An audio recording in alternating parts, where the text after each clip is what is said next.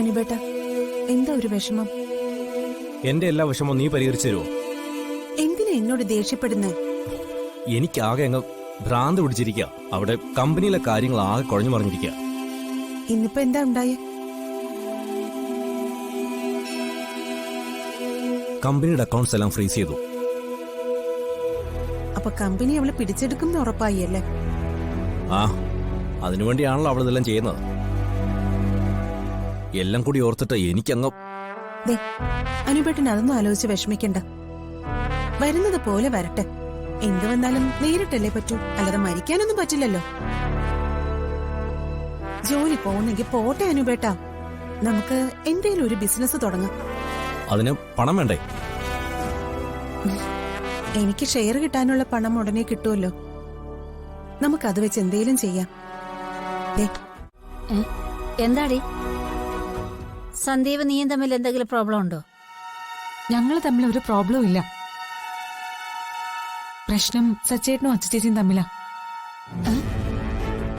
അവര് തമ്മിൽ എന്താ പ്രശ്നം? എല്ലാ പ്രശ്നങ്ങളും പരിഹരിക്കുന്നവളല്ലേ അർച്ചന? അമ്മേ, ഇത് അങ്ങനെയൊന്നും അല്ല അമ്മേ. കുഞ്ഞിനെ കൊണ്ട് ഹോസ്പിറ്റലിൽ പോയിട്ട് വന്നത് മുതൽ അവർക്കിടയിൽ കാര്യമായിട്ട് എന്തോ പ്രശ്നമുണ്ട്.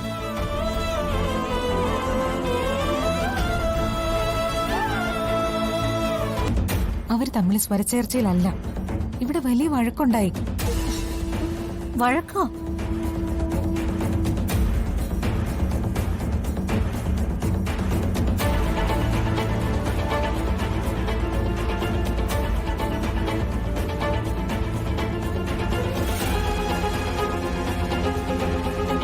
കാര്യം എന്താണെന്നൊന്നും നീ അവളോട് ചോദിച്ചില്ലേ?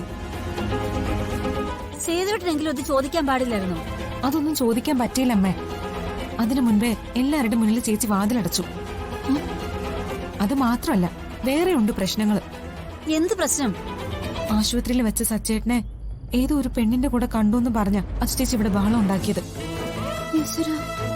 പെണ്ണിന്റെ കൂടെയോ? അവൾ എന്തൊക്കെ അനാവശ്യമാണ് ഈ പറയുന്നത്? സച്ചി അങ്ങനെയൊക്കെ ചെയ്യുമെന്ന് നിങ്ങൾക്ക് ആർക്കെങ്കിലും തോന്നുന്നുണ്ടോ? ഏയ്, അവൻ അങ്ങനെ ഒന്നും ചെയ്യത്തില്ല. അത് നിന്റെ ചേച്ചിക്ക് വെറുതെ തോന്നിയതായിരിക്കും. അങ്ങനെ തന്നെയാ ഞാനും വിശ്വസിച്ചിരുന്നത്. ആരെക്കുറിച്ചും അങ്ങനെ ഒരു നുണയും പറയുന്ന ആളല്ലല്ലോ അച്ഛേച്ചി, പ്രത്യേകിച്ച് സച്ചേട്ടനെ കുറിച്ച്. എടി, അവൻ അങ്ങനെ ആരുടെ പിന്നാലെ ഒന്നും പോത്തൊന്നുമില്ല. അവളോട് മര്യാദയ്ക്ക് സംസാരിക്കാൻ പറ. എടി എടി കുഞ്ഞെ, വെറുതെ ഇങ്ങനെ സംസാരിച്ച് വഷളാക്കിയാലേ പിന്നെ ജീവിതം കയ്യിൽ നിന്ന് പോകത്തേ ഉള്ളൂ. അച്ഛേച്ചി സച്ചേട്ടനോട് ഇങ്ങനെ പൊട്ടിത്തെറിച്ച് സംസാരിക്കുന്നത് ഞങ്ങൾ ആരും ഇതുവരെ കേട്ടിട്ട് പോലുമില്ല. എന്തൊരു ബഹളായിരുന്നു എന്നറിയോ? ബഹളം കേട്ട് ഞങ്ങൾ എല്ലാരും ഓടിച്ചെന്നു. അമ്മ ഏട്ടനെയും കൂട്ടി എത്രയും പെട്ടെന്നൊന്ന് വരണം.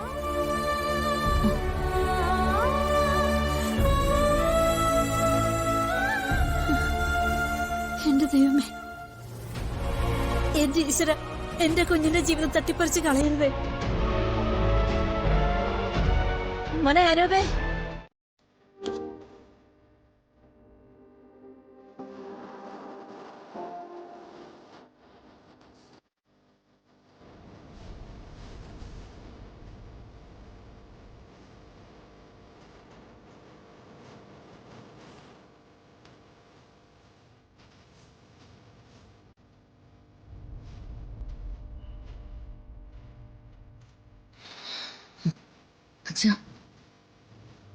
ഇത് ഇപ്പൊ കഴിക്കേണ്ട മരുന്നല്ലല്ലോ മോളെ. മോൾക്ക് തെറ്റിപ്പോയതാണോ? അയ്യോ, മാറിപ്പോയതാ.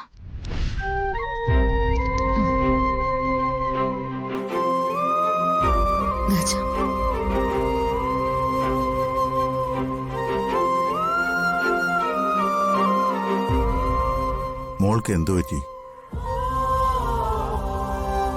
മോളുടെ മനസ്സിൽ എന്തോ വലിയ വിഷമമുണ്ട്. എന്തായാലും അച്ഛനോട് പറ. അച്ഛൻ അതിന് പരിഹാരം ഉണ്ടാക്കാം.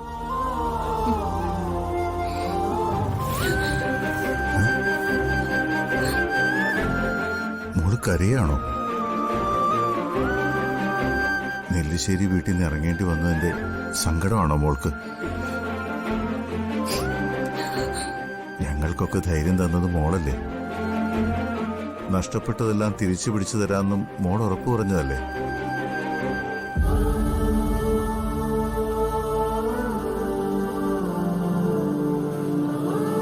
നീ അത് ചെയ്യുമെന്ന് അച്ഛന് വിശ്വാസമുണ്ട്.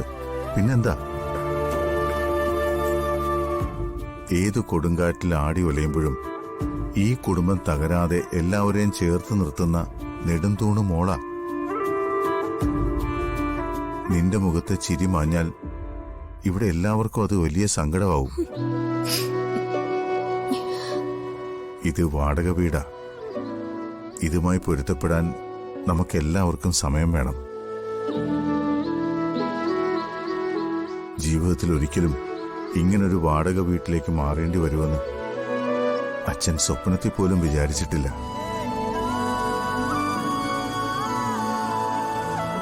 അതും സംഭവിച്ചു.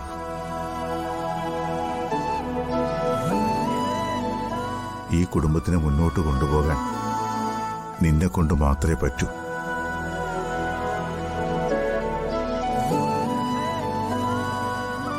അച്ഛൻ കൂടെയുണ്ട്. ധൈര്യമായിട്ടിരിക്കെ. എന്തൊക്കെ പ്രശ്നങ്ങളുണ്ടെങ്കിലും നമുക്കത് പരിഹരിക്കാം.